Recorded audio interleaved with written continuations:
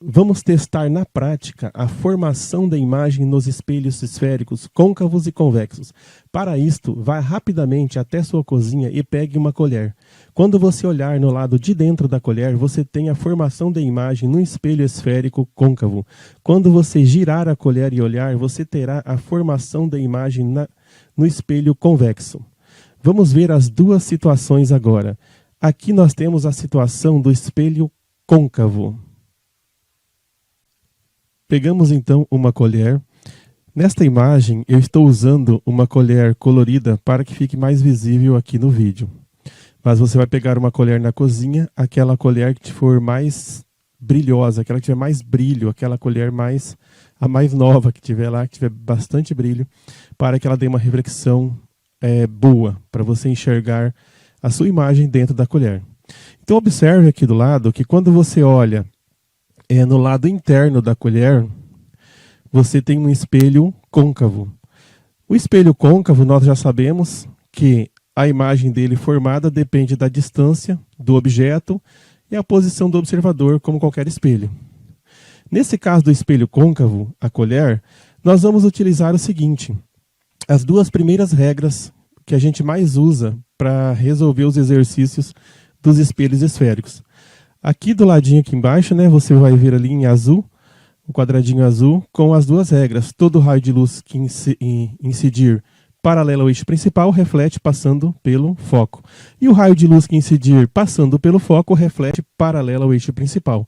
Observe quando você está antes do centro de curvatura, a gente viu ali o cruzamento fica na parte de baixo. Quando você olha ali naquela partezinha azul, o cruzamento ali está ocorrendo na parte de baixo, então nós teríamos uma imagem invertida e menor.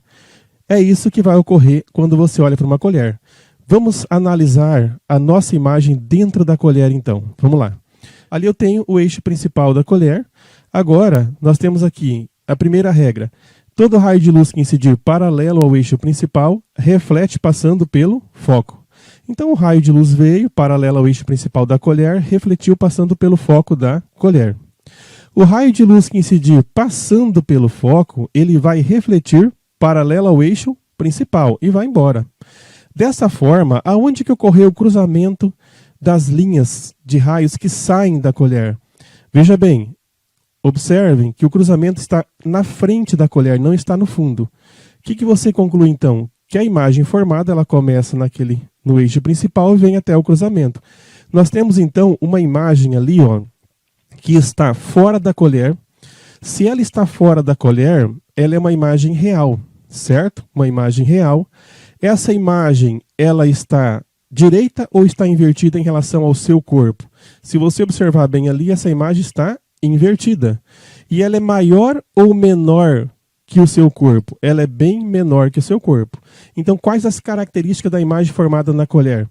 Real, invertida e menor que o objeto. Que são as mesmas características aqui desse espelho que está aqui no cantinho, né? Que é o espelho côncavo, porém, quando você está longe do centro de curvatura. E na colher, a gente não consegue ficar além do centro de curvatura, a gente fica longe dele, a gente não chega até o centro. Porque a colher é pequena, você teria que praticamente encostar a colher no corpo para que você ficasse realmente no centro de curvatura. Então, normalmente, quando você olha para uma colher, na parte interna dela, você está olhando para um espelho côncavo e a sua imagem será real, invertida e menor. Retomando aqui bem rapidinho, vamos de novo. Vamos fazer uma revisão dessa aulinha aqui. Então, nós estamos analisando um espelho esférico côncavo através de uma prática bem simples, olhando para o fundo de uma colher. Aqui nós temos o traçado ali do eixo principal da colher. Todo raio de luz que incidir paralelo ao eixo principal, ele reflete passando pelo foco.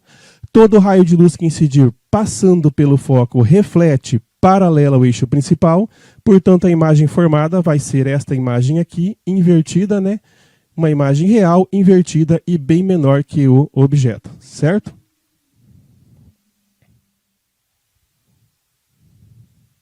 E agora vamos para a situação do espelho convexo. Vamos girar a colher e olhar para o fundo dela. Agora, pessoal, nós giramos a colher então e nós temos aí um espelho esférico convexo. Nós não temos mais um espelho esférico côncavo, como anteriormente. Agora nós temos um espelho esférico convexo. Vamos traçar então aqui, ó, o eixo principal do nosso espelho esférico convexo, que é o fundo da colher que nós estamos segurando agora. Seguindo a regrinha que nós temos aqui embaixo na parte azul, né, as duas regrinhas, só que agora as regras serão utilizadas para espelho esférico convexo. Então nós temos que todo raio de luz que incidir paralelo ao eixo principal reflete passando pelo foco. Como o foco agora está dentro da colher, ele vai buscar apenas o ângulo lá dentro da colher. Buscou o ângulo então e refletiu passando pelo foco. E todo raio de luz que incidir passando pelo foco, ele reflete paralelo ao eixo principal. Mas ele buscou o foco lá dentro, certo? Porque o foco agora está na parte interna da colher. A gente tem que buscar esse foco virtualmente, por isso que esse foco é buscado aqui, ó, com prolongamentos de retas. Ele apenas busca o ângulo do foco, porque o raio não pode entrar na colher, ele apenas bate na colher e é refletido. Como que eu sei aonde que vai formar a imagem? A imagem se forma no cruzamento das retas, mesmo que virtual, aquelas amarelinhas ali.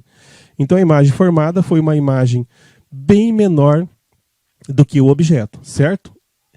Olhando as características da imagem, ó, ela é uma imagem virtual, por quê? Porque ela está dentro da colher. Naquela imagem anterior, olhando a parte interna da colher, que foi a explicação anterior, o que você tinha? Que a imagem ficava fora da colher. Essa imagem não, ela está dentro da colher, então ela está no mundo virtual, não pertence ao seu mundo, ela está lá dentro, ela não é uma imagem palpável, é uma imagem virtual.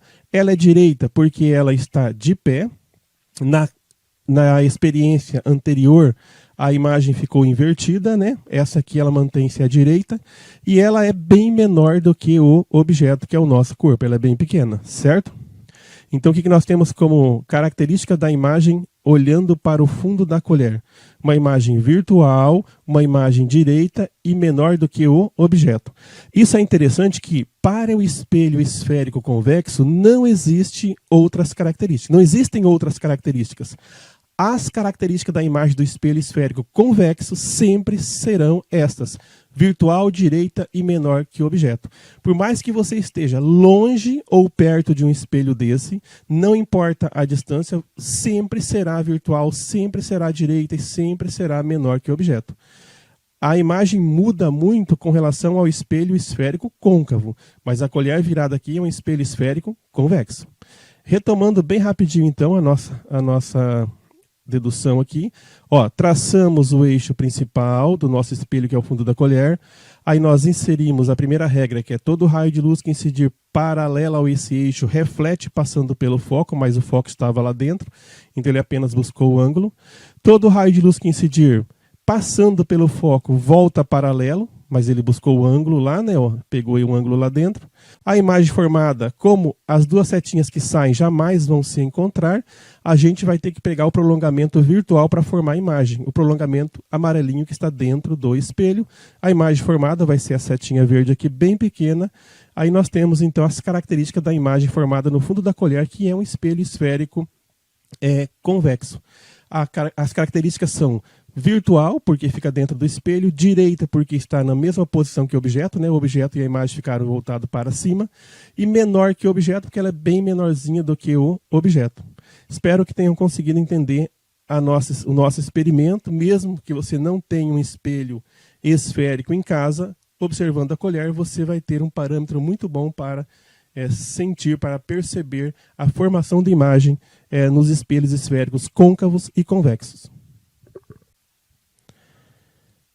Certo, pessoal?